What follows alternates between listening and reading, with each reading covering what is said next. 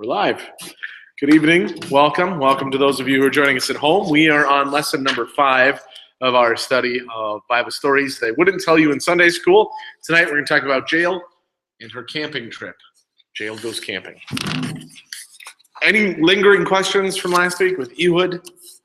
Pretty cool story, right? Ehud, the lefty, sinister. That's literally what the word sinister means, left-handed. I don't know if you guys knew that.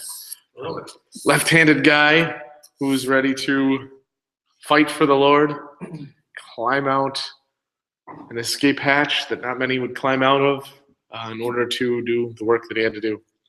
Thank you, by the way, Ryan, for covering for me. This is working right now. That one's not working. I don't know. Did you even try and broadcast last week? No. I was at a conference in Milwaukee. The only one that I was waited up till my time way over. You should have called that. What did you say? FaceTime, yeah. And all it did was come up and said search. That's what channel. All right, well, tonight we are still in the book of Judges. The book of Judges, you guys talked about the cycle, right? The big picture. What's the big picture of the book of Judges, just for recap? Whine about your condition, God saves you. Screw up. Whine about your condition. Okay, and more than just whine about your condition, but why did God make that condition bad? Because they were rebelling against God. They're losing focus of the promise. Right after they conquer this beautiful land, this paradise, right? The land flowing with milk and honey, they forget about the promise. And God says, no, you can't forget about the promise. I love you too much to let you forget about the promise. So I'll send an enemy nation to come and spank you, gently or not so gently. And finally they say, we've forgotten about the promise. We've forgotten about the true God, the only God that can help us here. Let's cry out to him for help. And they pray to the true God. There's a revival, if you will, a resurgence of faith. And they pray to the true God, and the true God sends a judge. And the judge rescues them from the calamity that they face from the enemy that's oppressing them. And then what happens? They have peace, and their peace, they get complacence. They get complacent, they lose the promise again. Talk about warning, right, that God gives again and again and again. And so the picture, if we're doing the fun pictures that we did in the PowerPoint, it's a judge with his robe and his gavel riding on a motorcycle because of the cycles of the judges. Get it? Over and over again, the judges of the cycle. So we get another cycle again. So we had the cycle last week. Moab is beating up on the Israelites, and God sends Lefty to go destroy Eglon and to rescue the people. And they're rescued, and they're complacent again. So here we're picking up right after the story of Ehud and Eglon in Judges chapter 4. NIV 84 is printed for you in the sheet. After Ehud died, the Israelites once again did evil in the eyes of the Lord. Sad commentary right there, right? Just in one verse. So the Lord sold them into the hands of Jabin, a king of Canaan, who reigned in Hazor. The commander of his army was Sisera, who lived in Harosheth Hagoyim, because he had 900 iron chariots and had cruelly oppressed the Israelites for 20 years. They cried to the Lord for help. Go ahead. So we got dads here raising their sons and being all God-fearing. They kick off, and the kids go down the tubes. Yeah. 20 years. So these are 20-year-old, 40-year-old people. Yeah, 20 to 40. Any wonder why our synod has put such a giant emphasis on Christian education? If we do not share it with the next generation, guess what's going to happen? We're going to be the old fogies in the home whining about how it used to be. Whose fault is it if we're whining about how it used to be? Those who didn't pass the torch, right? We have no one to blame but ourselves if the next generation does not grow up knowing the gospel. I mean, I know it's expensive. I know it is. Believe me. I'm paying tuition. I'm supporting Evergreen, and I'm an Evergreen product. I know it's not cheap. I'm a product of MLC. That costs money. A product of Wisconsin Lutheran Seminary. That costs money. I get it. It costs money, energy, prayers, effort to make these schools happen where you might not even have anything very closely invested, right? your kids aren't going there anymore, or might not ever, right? Mine might not ever go there. How crucial it is, because you're right. It's only one. We are always only one generation away from losing the gospel. I was just gonna say one thing that stood out to me is these guys, the Israelites, must have some amazing patience, because they put up with this for 20 years before they cried out to the Lord. I don't think I would make it 2 days with what they were. And yet, don't we? Be complaining to God and saying, "Hey, God, please." I hear you, and This. I agree. If we're getting beat up, and yet we're not maybe oppressed by an enemy nation, but our nation isn't exactly in its glory days, is it? No. Are we crying out to the Lord the way we ought? I agree, right? That's the only thing that can really help us. It's the only thing that ever can help us. History has taught us that again and again. God can destroy an Assyrian army like that with a miracle, with an angel that wipes out 185,000 of their army. God can knock down an enemy wall by having people walk around and blow a trumpet. It's God, right? Definitely not. We don't cry out to God the way we ought to. On behalf of our nation, on behalf of the lost souls that surround us, on behalf of our own kids and our grandkids, whether our grandkids exist yet or not, right? It's weird, but I pray for my boys' future spouses. I know they're out there somewhere now. I have no clue who they are. God probably does, right? God knows the future. He knows who they're going to marry. I pray for them. It's a weird prayer, I know, but God, please, whichever little girls are out there growing in their faith, continue to keep them growing in their faith, and let my boys find one that has their faith that is a top priority beyond outward beauty and other stuff. So, yeah. Now, let me clarify. When I say we're only one generation away from losing the gospel, I mean we are only one generation away from losing the gospel. The gospel will always endure till the end of time. We have the promise from God, so that is certain. So when I say we are only one generation away, the gospel won't be lost. It's we that will lose it. All right, let's jump into the questions, which we've pretty much already covered pretty well. What did the Israelites learn from their Moabite captivity under Eglon? Or does that call him Tubby? What'd they learn? Send the lefty. Okay. Okay. They didn't really learn much, did they? Rebel against God. God will send an enemy against us who will oppress us. We cry out to him, and then he rescues us. Okay, great. We're rescued. Now let's go back to our old ways. Right? Yeah. And again, it's easy to pick on the Israelites, but how easy isn't it to go home and completely forget about God stuff between Wednesday night and Sunday morning, right? And think, oh, what's on TV? Oh, let's see how much the Packers beat the Vikings by. And that be the only thing we care about. Obviously. I invited the Barchies over tomorrow to watch it with us. It'll be fun. Tomorrow at 4:30. It's Packers Vikings. You want to come over, Harold, and join us too? I can lose the signal. I don't get channel 2 anymore. I don't get channel 11. I don't know. I haven't turned it on since the last Packer game. You're in the I hope so. All right, but we digress. See, we get so easily distracted from things of God, but just TV. Thank you. Excellent point proven, Jerry. All right. And we all have in our sinful nature, we have the attention span of a gnat, don't we? We leave the communion service where we receive Jesus' very body and blood to forgive our sins. We get back in the car and start a fight with the spouse. Okay, I don't get back in the car. I wait till I get home. I just walk there. But then I get in a fight with my spouse, right? How short our attention spans are when we too, it's easy to pick on them and go, what, 20 years? What does it tell you about sinful human nature? Or human sinful? It is. It's not just them. I've been driving that point home already. But how quickly we forget God's rescue and his redemption for us and get so focused on stuff that I promise 100 years from now, you will not ever have cared about, right? You'll think, why in the world was I so focused on that? 100 years from now. Because unless some new medical science comes, you're probably not going to still be here 100 years from now.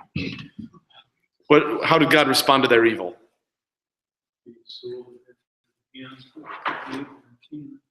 It's an interesting phrase, isn't it? He sold them. What's the picture there? Yeah, slaves, right? They're slaves. What did God get out of it? What did they get out of it in this barter, in this transaction? Hazor got a lot of free labor. Hazor got some free labor. He got some cash out of it in the end. What did God get out of it? Those people realized eventually that they messed up. Some discipline, right? That's people back. Yeah, God hired out the discipline here. Here, I'll give you some free slave labor for a while if you'll discipline my kids. I think we're on to something, right? So what I'm saying. Josiah, you're going to the Barches for the weekend. Yeah. Maybe not the weekend. That's a little harsh, but That's what he did. right, you're right. You're gonna go pull weeds at the Holpers for a while. Yeah. When he's a little bit older, you're gonna help Mr. Hintz haul around wood, whatever. Yeah. Labor for discipline is the barter here, and how God responds. Why? God's just ticked off. You deal with them. I don't want to anymore. You get their attention. Out of love, isn't it? We have a sermon about that. The harshest thing God can do is say, fine, do what you want. That is the harshest condemnation God could give anyone, right? Because that ultimately leads to hell. Fair. Yeah, fine, do whatever you want. I don't care anymore. How sad when parents say that to their kids, and sometimes they do, right? I just don't care what you do. Love says, I care, and I'm going to discipline you, so you learn this is not okay. And God in his love did that for them, and thank God he does it for us. It's not fun. It's not pleasant. No one likes discipline while they're enduring it. That's biblical, by the way, in Hebrews. Nobody enjoys it at the time. But later they say, thank you, God, because you rescued me from myself. Now, how long did it take the Israelites to get the hints? We already talked about this. It took them 20 years. Long time of being oppressed. Long time of being slaves. Long time of having Sisera beat the snot out of them. And not just beat the snot out of them, but kill their family and friends. They're at war here, right? Oppress them Yeah, cruelly oppress them. with iron chariots. Yeah, that's kind of war. Yeah, war. Probably some torture in there if he's cruelly oppressing. He's not just killing them in the battlefield. He's taking them back and having his fun with them, playing sport with these captive Israelites. My encouragement to you is cry out to God well before it gets that bad. Cry out to God now. Cry out to God every day. Cry out to God for his mercy, for his grace, because we deserve none of it. Cry out to God for his help, for his blessing. We deserve none of it either. I think already in these first opening verses, we have an encouragement. First, we're convicted, but then an encouragement to pray. How was your prayer life? I know mine is not what it should be. As a pastor, it's something I'm working on, but it is easier said than done, right? I have it in my calendar for you guys. Sometimes it's real quick. God, I don't know what Harold needs right now, but you do. Take care of him. Amen. Next on my list. Sometimes it's a lot longer. God, I've been talking to Harold. I know what he needs. Help take care of him. Work on it. Cry out to God for our nation, for each other, for the salvation of souls. All right, back to the story at hand. Haroshet Hagoyim. That's a fun Hebrew word. I don't know why they didn't, two Hebrew words. I don't know why they didn't translate. I think sometimes NIV 84 should just translate it. Just instead of giving us a footnote, just tell us what it means. It means metal forge of the nations. The commander of Jabin's army was Sisera, who lived in metal forge of the nations. That's the name of the city. Makes sense. What does that tell you about the city, about Hazor? They make stuff, it's industrious. They make stuff, it's industrious. Iron chariots are Iron chariots, what seems to be the stuff they're making most of. Not plowshares, it doesn't seem. Not grappling hooks, war machines, right? Ahead of their time. And they're ahead of their time. They're advanced in their technology. Of all the nations, they are the metal forge, right? oh, Metal forge of the world, not of their nation, of the nation. of the nations, of all the nations that anyone's ever heard of. They have the very best war products. Sounds kind of like U.S., I think, right? We could be called the metal forge of the nations today, I think, with our technological advances, which we always get the blessings of, I think, is kind of cool. GPS was not invented so that we would have maps in our cars. GPS was invented so we could bomb someone with precision, right? Yeah, the telecommunications, the satellites that we have to enjoy our cell phones were not invented so that you could Facebook, right, from your pocket. They were invented so we could have communications during war. And yet God has used those blessings that come out of a very destructive battle, right? Very not God-pleasing attempts to kill one another. God uses blessings so that we can now read a sermon from a phone in our pocket or listen to a podcast. Pretty cool how God works good for those who love him in spite of evil. But it tells you something about, what do you know then about Sisera even?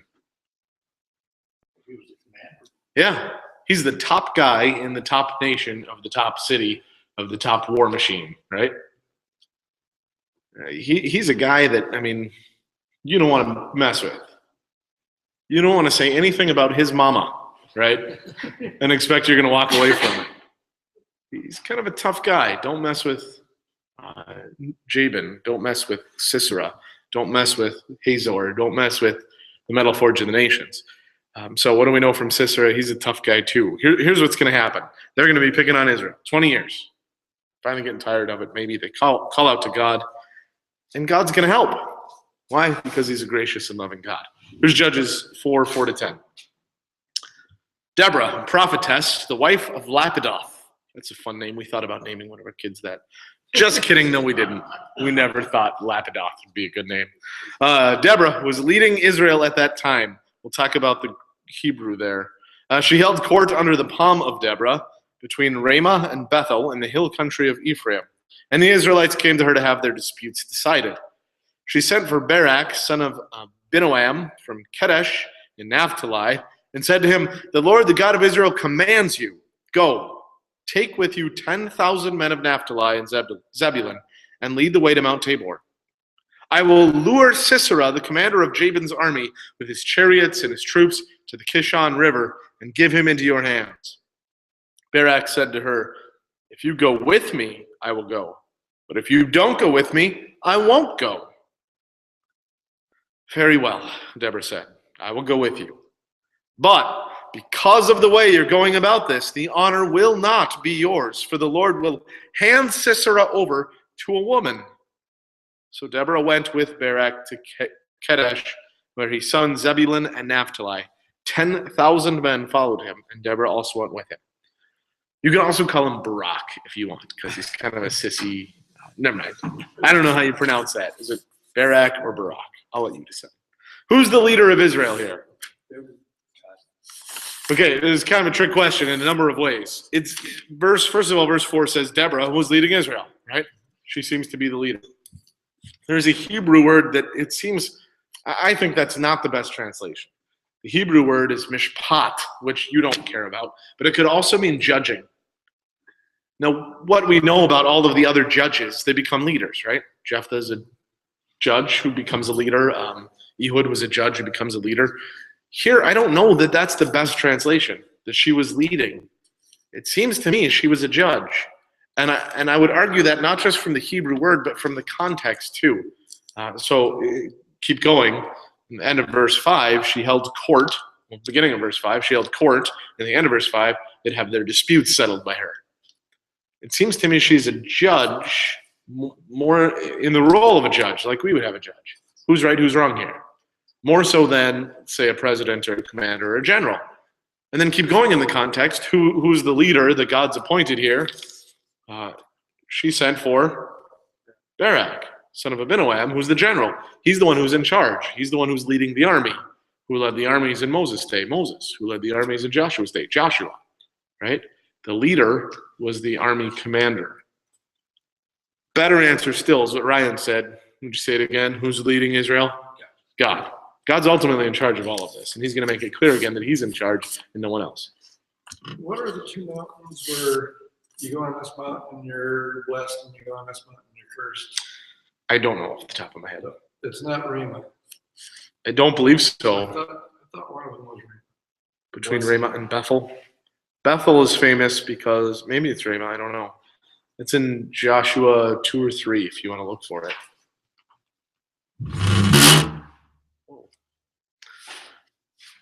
I don't know.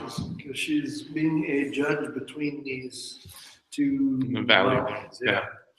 I think it's also significant she's a judge under the palm of Deborah, How to get that name? Because that's where she's judge, right? But it's obviously a landmark to the time when they're reading this, right? So it's a well-known landmark because of Deborah. Let's keep going because I think as we talk about who's leading, we're going to get the roles of men and women here a little bit more clearly too. What message did God give Barak through Deborah?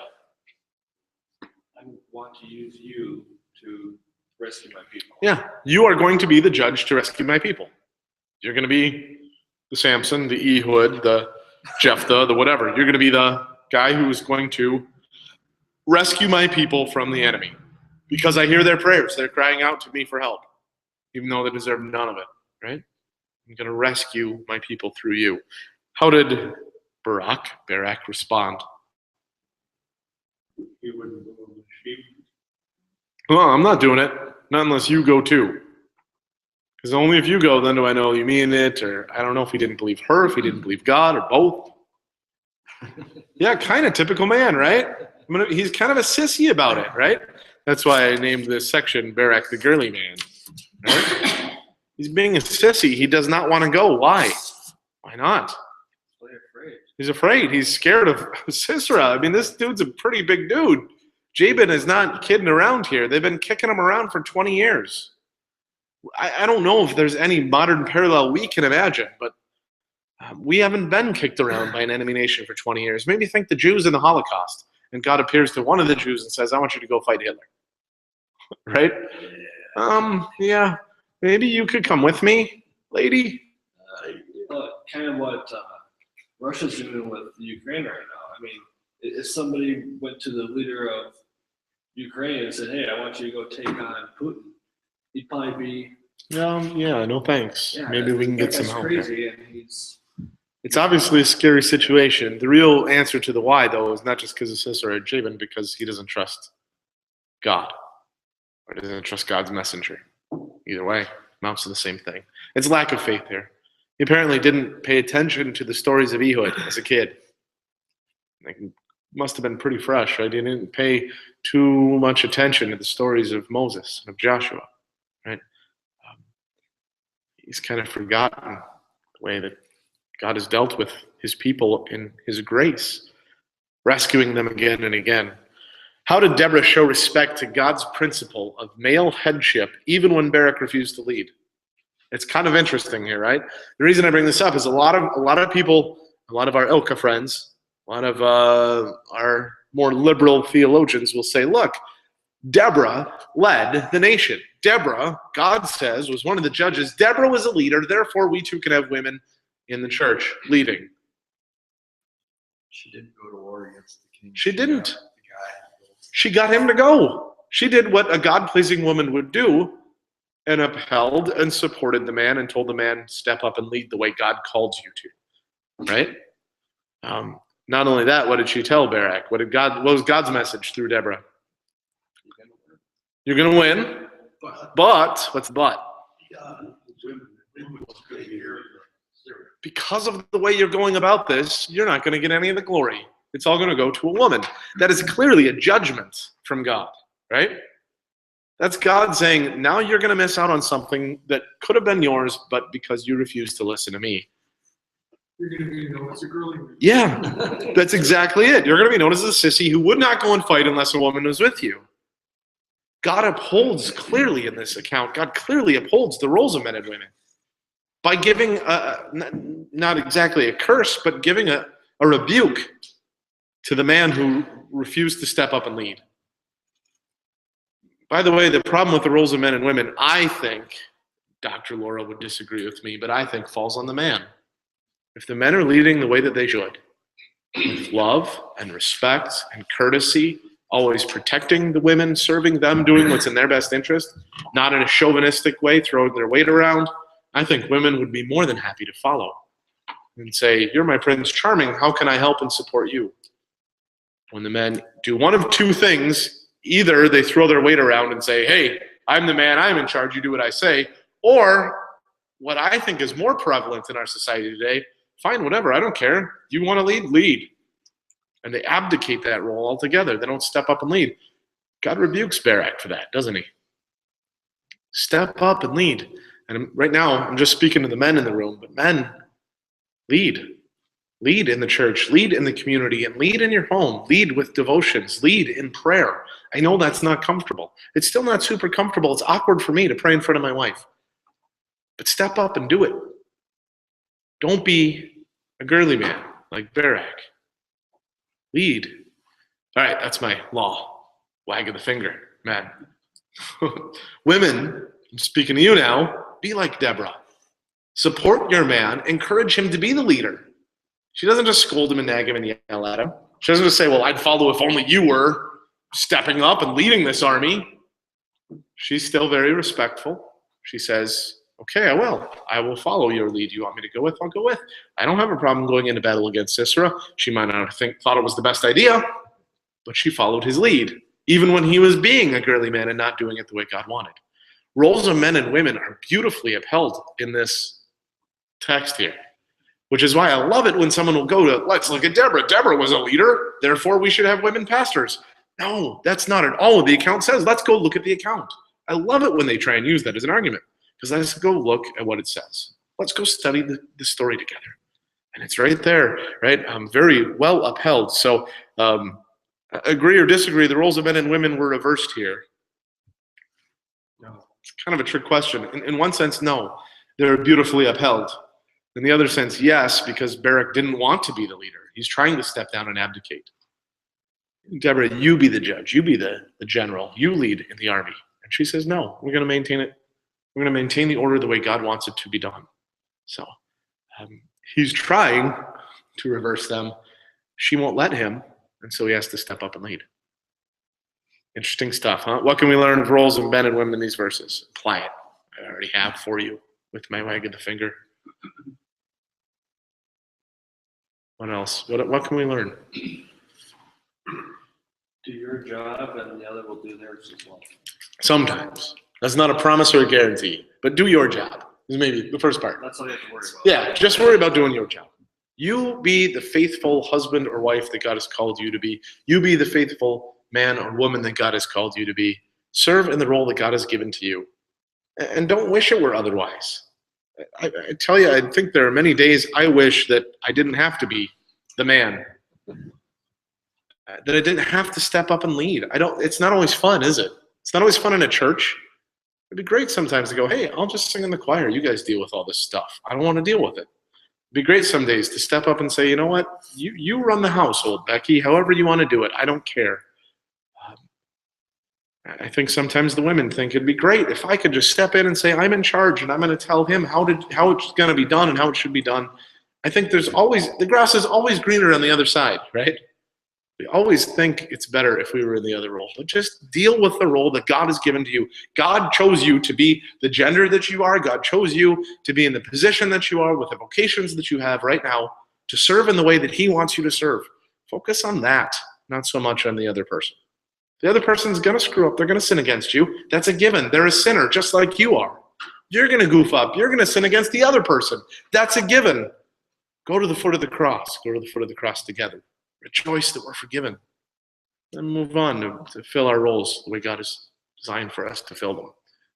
Any other comments or questions from you guys in that section? It's raining, it's pouring. That's my title. It's not directly out of the text here, but we'll see why in a minute. Judges 4:11-16. Now Heber, the Kenite, had left the other Kenites, the descendants of Hobab, Moses' brother-in-law. And he pitched his tent by the great tree in Zananim near Kadesh. When they told Sisera that Barak, son of Abinoam, had gone to Mount Tabor, Sisera gathered together his 900 iron chariots and all the men with him from Harosheth Hagoyim, it's the Middle Forge of the Nations, to the Kishon River. Then Deborah said to Barak, go, this is the day the Lord has given Sisera into your hands. Has not the Lord gone ahead of you? So Barak went down Mount Tabor, followed by 10,000 men.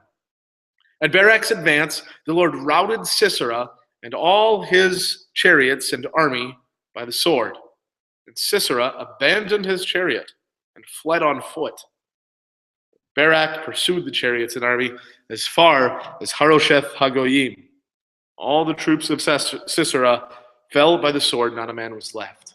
So Sisera ends up running home, right? All the way back to his home city, and he's chased by Barak all the way home and beyond. How did God rout the Canaanites here? Any ideas how? Any guesses? Here's your hint. By the sword. But okay, ultimately by the sword. But they've got 900 iron chariots. How's a foot soldier going to catch up to a charioteer and kill him with a sword? Flat tires. Flat tires. That's honestly it. Now, obviously, it's not flat tires because they don't have rubber air-inflated tires. But where do chariots work best? Flat. On flat and plains and hard rock. Now, here's the other hint. Here's the footnote. Judges 5:4-5. This is part of their song of victory. They're rejoicing and celebrating. This is what they sing.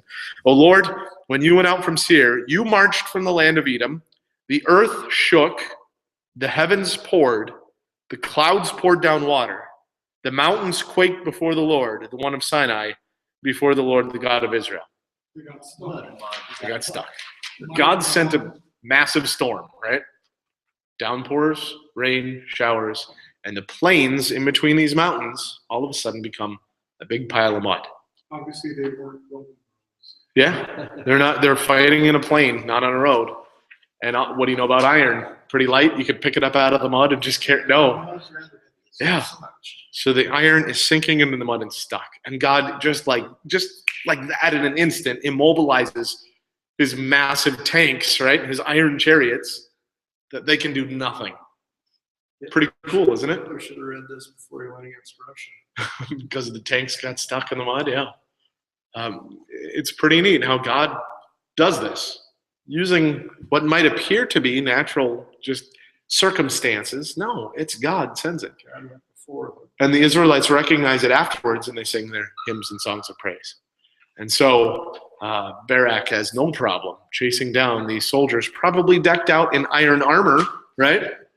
Can't really run away. They thought they were invincible. Nothing can stop us. Now the very thing that they thought was their strength, God turns into their weakness. The very thing that was the Israelites' weakness, they don't have any chariots or any real mobility, God turns into their greatest strength. They're now mobile, and they completely destroy the enemy. Pretty cool stuff, isn't it? And you don't really get it from the Judges 4 account. You got to go to Judges 5 as they're singing their praise to see how he brought it about. Do you have a comment? Now they have 900 chariots. And now they have 900 iron chariots as soon as they dig them out of the mud. Right, yeah. That's exactly it. And they've got tanks that they can use, and probably a little bit smarter than the enemy did. How did this show God's power? And conversely, the weakness of Baal. Rely on my tank, it's going to break. Yeah. Rely on your own efforts, your strength, your tank. It's not going to help you out. Rely on God. He's going to win. Now, they were relying on a false god, and Baal, the Baal worshippers, and Baal did nothing to stop the rain. Baal didn't send magic umbrellas from the sky, right? Baal didn't send a strong east wind to drive the ground beneath them. God sent, seems like thunder and lightning too. The earth and the mountains shook with the rumbling of the thunder and the downpour of the rains as the heavens poured down. God showed who's really in charge, which he does again and again and again, to show how he's going to deliver his people. All right. So we got to get to. So Deborah is mad on Barak because she tells him Deborah is the spokesperson for God. Yeah, she's a prophetess, I would say, maybe. Well, it says it right in the first verse. Yeah, you're right. In verse 4, she's speaking on behalf of God, but not to lead the nation. So some will say, well, therefore she was a female pastor, right? Well, not quite. Not in the same sense of we have pastors today. Plus, don't let a story. We often theologians talk about the difference between a prescription and a description. Have we made that distinction in Bible class before? Can you explain it to me? Dean's nodding his head. Yeah, Ryan, you too. Go ahead. What's the difference? Description is just stating facts, something that happened, telling a story. Prescription is saying this is what you need to do. Right. And so this is a descriptive story of this is what happened. It's not a prescription, this is how I want things to happen. I think it's made clear by the way the story plays out. It's not the way God would have had it done had Barak just done what he was supposed to. I think a parallel would be Jacob having 4 wives. That's very much descriptive, gentlemen, and ladies too. That is not prescriptive. Therefore, you two go and have 4 wives. And if you don't believe me, look at how it played out in his life. It wasn't exactly always fun and games, and everything was dandy in a life full of rainbows and sunshine for having 4 wives. Besides, 1 is enough trouble, guys. Just kidding, ladies. Just kidding. Just kidding. No, not really. But yeah. Well, you like going out tonight, so. I don't think Becky's watching. It's okay. But yeah, so this account is descriptive. It's not prescriptive. What's prescriptive, where Paul is very, very clear in the New Testament, I do not permit a woman to have authority over man, right? Women should remain silent in the church. He even goes on to the cultural standards of the head coverings and stuff. The roles of men and women are very clearly prescribed for us in the New Testament. So, but even in this descriptive account, it doesn't end well for Barak, as he does not step up to serve the way God wants him to. All right, let's see the result for Sisera. Not going to end too well for him. This section I entitled, "That's going to leave a mark." Judges 4:17-22. Sisera, however, fled on foot to the tent of Jael, the wife of Heber the Kenite, because there was friendly relations between Jabin, king of Hazor, and the clan of Heber the Kenite. Jael went out to meet Sisera and said to him, "Come, my lord, come right in, don't be afraid." So he entered her tent, and she put a covering over him. "I'm thirsty," he said, and no doubt he's been fighting a huge battle all day and then running on foot for the rest of it.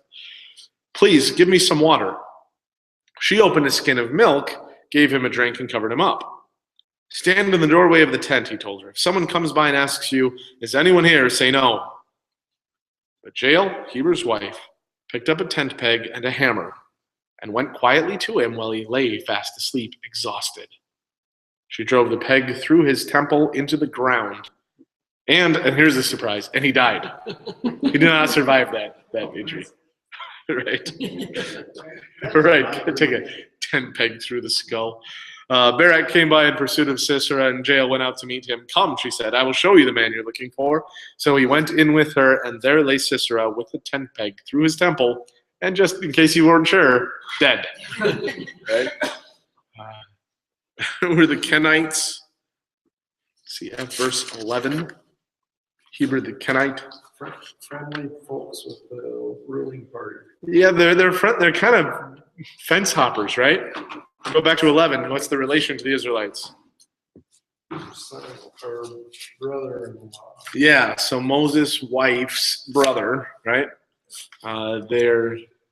He is the maybe grandson, great grandson. Yeah. People that get involved.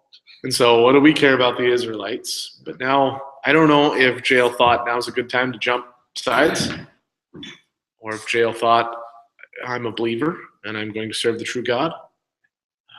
I tend to think the latter, just because I want to put the best construction, follow the 8th commandment, right? But either way, it's not time to serve the enemy king, the enemy general, rather, but instead serve the Israelites. So where did Heber's loyalties lie? That's a trick question. We don't really know. It seems Heber's loyalties lie with Jabin and Sisera, but his wife didn't. Heber seems to be the chieftain of the clan of the Kenites. I can't say that definitively. Maybe he's just trying to play both sides. I don't know. But here it seems to be Jael's going to side against her husband even. How did Jael kill Sisera? Well, tent peg, obviously, but keep going. What's part of the plan? To hide him from you come in here and I'll hide you from your Okay, enemies. so first she takes advantage of the friendly relations. Come on in. It's Don't be okay. afraid. Plan B, he asks for water. What does she give him? Milk. What's the difference? Yeah, have a nice warm cup of milk. Relax. Right? Here, lay down. Here's some blankets for you. Everything's going to be okay. Just relax. Your eyes are getting heavy. Just go to sleep. Right? Boom! Yeah. What's up now? Right? But she soothes him to sleep, right? Here's some milk, enjoy. I'm going to keep you safe with her promises, with her words, with the social niceties. God, And the general here knows her. He fled on foot. Where? To her tent. Yeah. Not his tent, her tent. no, why do you think Sisera did that, by the way? I think, Because they knew where to look for him. yeah, if I go back to my homeland, they're going to look for me there. If I go to a foreigner, a third party uninterested, maybe I can hide out here for a while. He knows he's outnumbered and he knows he's going down. He's scared that Barak's going to hunt him down. So he goes to a third party and thinks, I'll be safe here. And she assures him, you are safe here. She even says, I'll stand guard at the door, no problem, right? If anyone comes, nobody's here but me. And then finally she takes the tent peg. Graphic, gory. If the Bible were made into a movie, it would totally have to be rated R, right? You can picture the blood splattering across the camera here as the tent peg. Yeah. Wham! That first whack was important. That first whack was very important, right? How does she get him to lay sideways so his head is that way she can not get? He's asleep. He's exhausted. He's sleeping on the If ground. she's gonna move his head so she can drive. Maybe she didn't. Maybe she waited till he rolled onto his side. She's got a good, I don't know, 6 to 10 hours. I don't know. You would have gone through the ear? Well, this way killed him. This is going into the brain then, right? More directly. But still, that first blow is important. You've got to shatter skull and you've got to drive it in deep. That's pretty sharp. Sharp tent peg. It's still a woman, though. I mean, Well, you gotta hammer. That doesn't take. Trust me, A woman could hurt, right? Yeah. it's in terms of the woman. Yeah. This is part of your skill. Yeah. It's still got to be a good shot. Yeah. There's got to be a good shot. Forgetting one thing. God told her to do it that way. That's right, you have it. Well, we don't know that God necessarily told her to, right? This might be of her own accord in fulfillment of the prophecy that God said would happen this way, right? But it's definitely God is behind this here, right? And God's going to guide her hand. God's going to guide the nail. God's going to the tent peg, right? How many times have I missed a tent? Right. It's an important blow. Make sure. Either way, It went through his head into the ground. Yeah, it cleared through. I don't know if that was on the first blow, if she kept whacking, but I don't know. But yeah, it seems like first blow too, right? oh yeah. Wham. Oh yeah. I tell you what, if he did come to you, just go boom the circle. We should make this a movie. Yuck, yuck, yuck. Maybe not.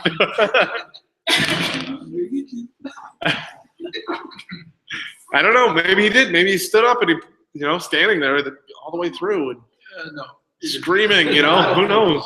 Into the ground. And then I don't know that he would be able to pull it out of the ground, though, I don't know. I don't know. Either way, That would kill him. now you see why they don't tell you this one in Sunday school. Judah, listen to this story. Yeah. Let's try this. Yeah. How did Jael obey God rather than men in this account? He enticed sister to come to him. She did. Yeah. She's jailed with her own. Jael's a woman, yeah. Yeah. Well, Deborah prophesied that it was going to be done at the hands of a woman.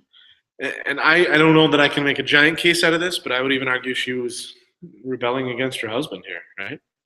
She chose the other side. If her husband is friendly to the enemy, she says, no, I'm not going to obey my husband here. I'm going to side with the army that has the true God. So, again, I'm making an argument from silence, so I can't prove that to you. It doesn't say she was acting out of faith. Certainly, Pharaoh did what God prophesied Pharaoh would do when Pharaoh was not acting in faith, right? In order that God could flex his muscle and show how powerful he was against the most powerful man in the world. So I can't definitively say Jael is acting in faith. She's not mentioned in Hebrews 11, unless she's included in and all the rest that we don't have time for, which we don't know. But I like to believe she was acting in faith, trusting that this is the true God who's in charge of this Israelite nation. How was the glory of the day taken from Barak? Yeah. He's been hunting this guy down all day, trying hard to find him so he could get the kill, general to general combat. And instead, there he is, already pegged down to the ground. all right, you guess you get the glory. I just got a long ride today, right? As a consequence of his failing to step up and lead the way God wanted him to. So again, the whole prophecy of Deborah comes true, as of course we knew it would, because it came from God. The tide turns, Judges 4:23 and 24. On that day, God subdued Jabin, the Canaanite king, before the Israelites. So it's not just Sisera that goes down, but Jabin too. How? We don't know. We don't get the details. And the hand of the Israelites grew stronger and stronger against Jabin, the Canaanite king, until they destroyed him. Is that days, weeks, months, years? Don't know. But ultimately, this was the turning point in the battle, when it seems like Sisera was the strength of Jabin. His general was the one who was really, the one came from the metal forge of the nations, was the backbone of the army. And now he's gone, and Jabin, the Israelites win. So what does that mean? He subdued Jabin? I don't know. Did Jabin die that day? Not necessarily. But he's put in his place, I guess, is maybe the point Until there. they destroyed him. It took some time before he was destroyed. Yeah, but I don't know. Was that still that same day? I don't know. They grew stronger and stronger against him in the day, or grew stronger and stronger against him over a series of battles. Again, the text is not very clear, but either way, the point is God's in control. God's the one who's leading the Israelite nation. God's the one to whom really the glory belongs. So I just kind of answered the question. I should have asked it and let you answer it, but I did. To whom did the ultimate glory of victory belong? Yeah, it says it pretty clearly in 23. God subdued. Not Jael subdued, not Barak subdued, not Deborah subdued. God subdued. So to bring it all full circle, where Ryan pointed out in the beginning, who's really leading Israel? It's God. Who's really leading us? Who's really leading our lives? It's God. So where in this account do we see the law? Stake to the ground. Stake to the ground, rebel against God, and you might have a pretty bad headache. That's what I should have called it. Take 2 aspirin and see me. Oh, never. I don't know. Here come the judge. Here come the judge. Yeah. Yeah. And I don't know, would we call Jael a female judge? I don't know if we would or not. A deliverer, to be sure. She's the deliverer. The judge is Deborah. The judge is Deborah. The leader is Barak. The deliverer is Executioner. the executioner and deliverer, I guess. I guess Barak is also a deliverer. I don't know. It's interesting because what is normally occupied by one role in Samson or in Ehud or in some of these other judges is now shared by one man and 2 women because the one man didn't want to step up. So where's the law? I think just fulfill your role that God has given you to fulfill. Don't pine away and wish you had some other role. It's not better on the other side. God has given you the role he knew you ought to carry out. Carry it out. And not just the roles of men and women, but in your vocation. If you're not the boss, that's okay. God chose for you to be the employee. If you're the employee, if you're not the employee and you're the boss, well, step up and lead the way God has called you to do it. If you're the principal versus not the principal, if you're retired versus not retired, whatever role God has given you, serve faithfully in that role. Focus on it. It's kind of the law. Where in this account do we see God's grace? Yeah, even though they're rebelling against God for 2 decades, not getting the hint, God shows his grace. He rescues them, and he makes them grow stronger and stronger. What has he done for us? Far greater rescue. Not by the hand of Jael with her nails, but by the hand of Pilate's soldiers and their nails. Driven not through a temple, but through hands and through feet. God has given us a much, much better deliverance from our own sin, from our own self, from our own desire to ditch our vocations and callings for something better in our minds. He's rescued us from all of our sin. What beautiful gospel. And to the end, he keeps us growing stronger and stronger in that faith every day. He doesn't just leave us where we are. So we win more and more battles against Satan. Rejoice in the victory that you have in Christ. Rejoice that he sent, and by the way, thunder and lightning on that day too, didn't he?